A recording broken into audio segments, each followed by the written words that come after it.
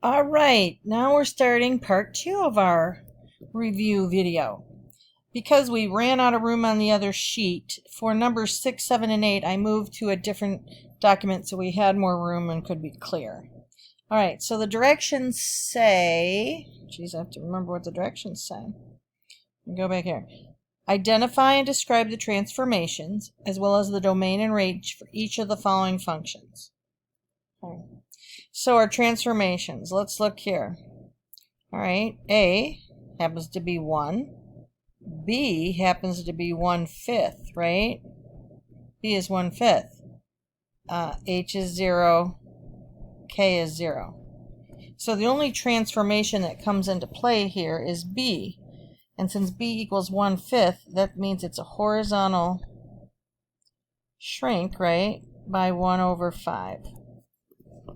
And what's simple here, folks, is when it's a cube root, we know the domain and range are both all real numbers. Makes life easy when it's a cube root, right? But we do need to be able to identify A, B, H, and K and describe the transformations. All right, let's look at number 7. So number 7 is a square root, right? So let's talk about A happens to be 2. B is 1, H is 0, K is 1.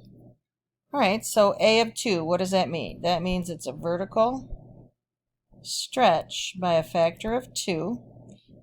This is no transformation, that's no transformation. K equals 1 means that it moves up by 1. It's transformed up by 1, or translated, I should say. All right, let's talk about domain. So remember, domain, you take what's under the square root, and you say it has to be greater than or equal to 0. Well, then solve for x, but this one was already solved for x. So that means our domain is 0 to infinity. Right? Range is a little different story. Range is we start with the entire root, and we know that that has to be greater than or equal to 0. And then we have to do some algebra. So the first step is multiply both sides by 2. Right? 0 times 2 is 0. And then add 1 to both sides. All right, this is y. Y is greater than or equal to 1. Now, that means the range is from 1 to infinity when you talk about interval notation. So now I'm going to graph this. 2 times the square root of x plus 1. So if I give you a rough graph, let's see if it makes sense. Yep, it goes from about here. Okay, so x greater than or equal to 0, y greater than or equal to 1. So that makes sense. All right, and our last problem here is 8. So remember, easily domain and range for our negative infinity to infinity, negative infinity to infinity.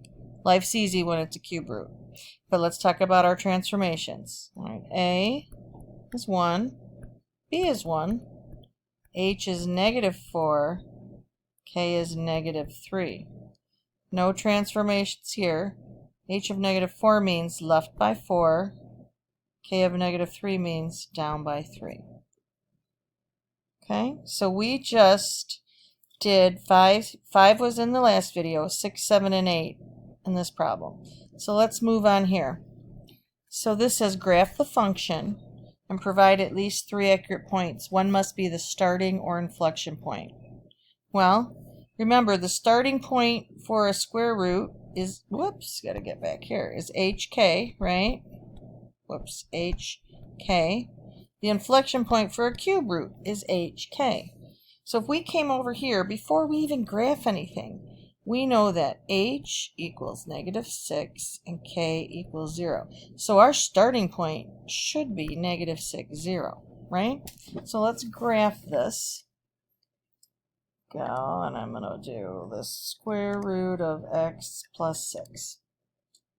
So when I graph it and I look at my table in a second,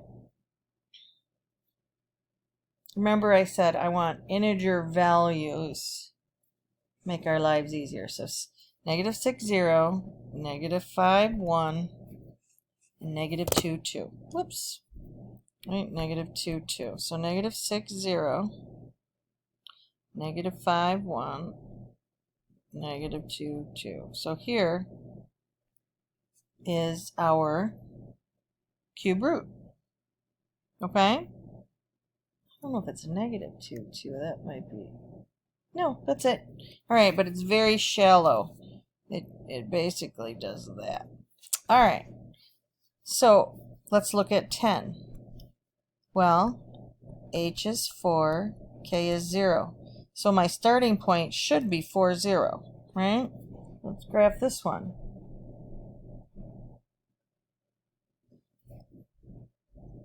All right, so I graphed number 10, and I'm going to look at the table. And when I'm looking for the starting point, sure enough, there it is, 4, 0. Okay, then I have 5, 3. I'm looking for the next integer point, which happens to be 8, 6. So let's graph this baby. 4, 0, right? 5, 3. 8, 6. All right. So there are my square roots. Let's look at my cube roots. Remember, the inflection point is what's important for a cube root, and that is HK. So if I look at problem 11, notice that H equals 2, K equals 0. So my inflection point is 2, 0, isn't it? So I'm going to come here and graph this. All right, 2.